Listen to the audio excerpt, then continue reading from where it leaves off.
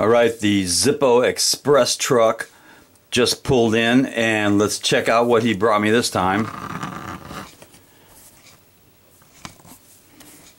Alright, now this one comes in the normal Zippo black box, and a label on it says, all it says is bullets. So let's take a look at this thing. Okay, so if you can see, there's a picture of bullets on the front, and they are 22 caliber bullets, and it looks like there's about 30 of them. And there's one there that's Smokin. But the reason I got this is because it has a Zippo logo on the front, and it is a brass Zippo, a brushed brass.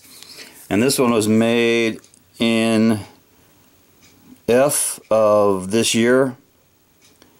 I believe that's June of this year. Fires up nice.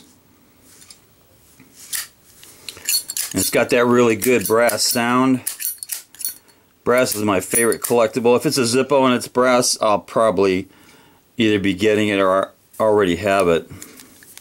And the nice thing about this one, it's got the matching brass insert. And the dates are also matching on this one. F of 14. So it's got a brass insert on a brass case with a lot of little bullets on front. It's a definite keeper in my collection. And yes, it sure does deserve some cowbell.